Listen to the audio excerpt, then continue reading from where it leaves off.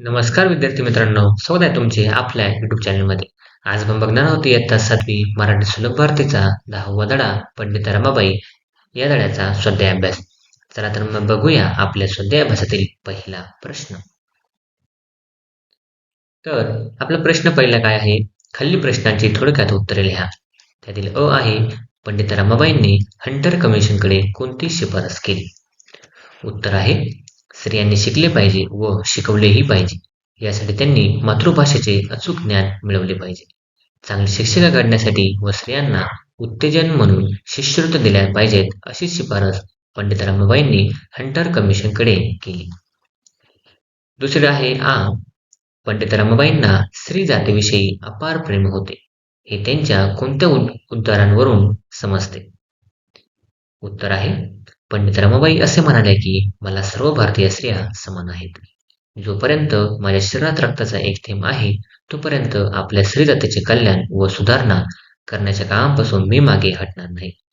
स्त्री जातीची सुधारणा करण्याचे व्रत मी घेतले आहे. या पंडित रमाबाईंच्या उत्तरातून त्यांना स्त्री जातीविषयी अपार प्रेम होते हे समजते. पुढचा आहे प्रश्न पंडित रमाबाई कष्टाळू व काटकसरी होत्या हे कोणत्या प्रसंगातून जाणवते? उत्तर आहे प्रचंड मोठे प्रार्थना मंदिर बांधताना रमाबाईंनी काटकसर केली. प्रार्थना मंदिराचा आराखडा त्यांनी स्वतः तयार केला. स्वतः डोक्यावर विटांचे घमेले वाहून बांधकामाला मदत केली. कष्टाचे कुठलेही काम करताना कधीच कमीपणा मानला नाही.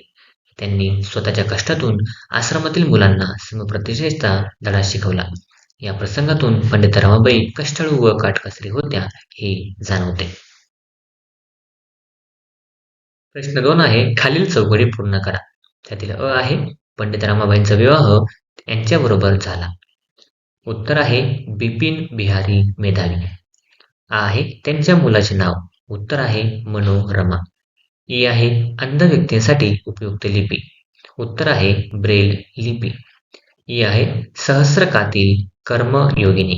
उत्तर आहे पंडिता रमाबाई. प्रश्न 3 आहे पंडित रमाबाईंनी मुक्त मिशनमध्ये स्त्रियांसाठी सुरू केलेल्या लहान उद्योगांची नावे लिहा. उत्तर आहे पंडित रमाबाईंनी सुरू केलेले लहान उद्योग कोणते आहे? तर केळीच्या सोपट्यापासून टोपल्या बनवणे, वाखाच्या दोऱ्या वळणे.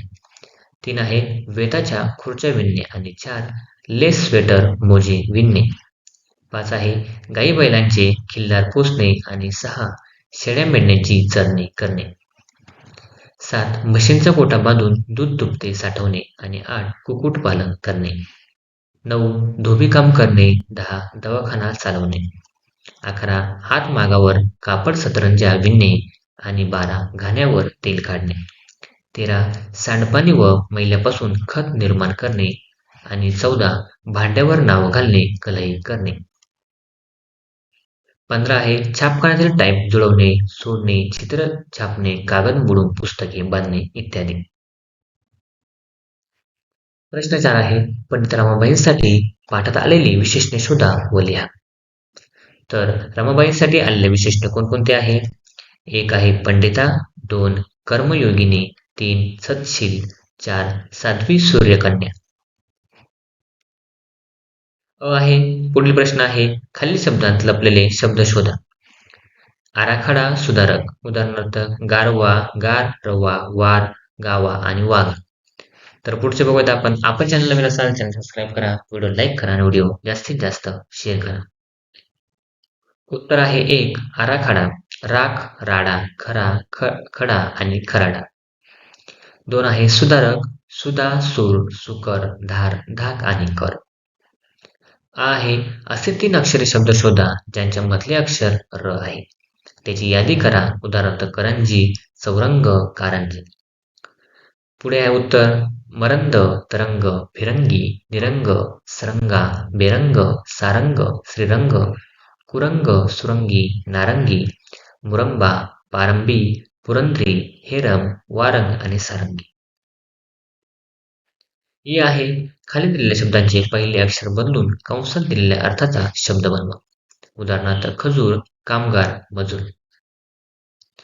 उत्तर आहे 1 पुस्तक, डोके, मस्तक. 2 आहे समता म्हणजे माया आणि ममता. 3 आहे घागर, समुद्र आणि सागर. 4 आहे कडक, रस्ता आणि सडक. 5 गाजर, पाळीव प्राणी, मांजर. आणि 6 प्रवास, घर, निवास. ई आहे हे शब्द असेच लिहा. जसे की स्त्रिया, संस्कृत, वक्ता, संदर्भ, विद्वान, ख्याती, पराडमुख, दुःख, समप्रतिष्ठा, संघर्ष, दीर्घ, सहस्त्र आणि आयुष्य. हे तुम्हाला जसेच तसे लिहायचे आहे. पुढे आहेत खाली दिलेल्या चौकटीत म्हणी लपलेल्या आहेत त्या ओळखा व लिहा. जशा की पहिली आहे अति शहाणा त्याचा बैल रिकामा. 2 आहे एक ना धड भराभर चिंध्या. त्यानंतर तिसरा आहे एकावे जनाचे करावे मनाचे. 4 आहे चोर सोडून संन्यासाला फाशी. आणि लास्ट आहे घरोघरी मातीच्या चुली.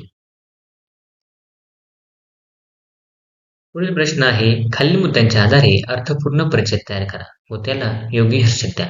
तर याला आपण शीर्षक देऊ शकतो आगळी वेगळी सकाळ. तर आपण लिहू शकतो आज पहाटे उठलो. सकाळची प्रसन्न वेळ होती. सकाळी बाबा नेहमी फिरायला जातात. आज मी त्यांना सोबत केली. बाहेर मालणावर आलो. झाडांवरचे पक्ष्यांचे थवे नुकतेच उठले होते. त्यांची मधुर किलबिल कानी आली. मोकळ्या शुद्ध हवेची झुळूक मनाला आल्हाददायक वाटत होती. वातावरण अगदी प्रसन्न व मनोहरी होते. मध्ये मध्ये मी बाबांशी गप्पा मारत होतो. सकाळच्या ताज्या हवेचे महत्त्व मला बाबा समजून सांगत होते. मीही दररोज सकाळी फिरण्याचा माझा संकल्प त्यांना सांगितला. त्यांना आनंद झाला. प्रसन्न मनाने आम्ही घरी परतलो. नंतर दिवसभर मला उत्साहित व ताजेतवाने वाटत होते.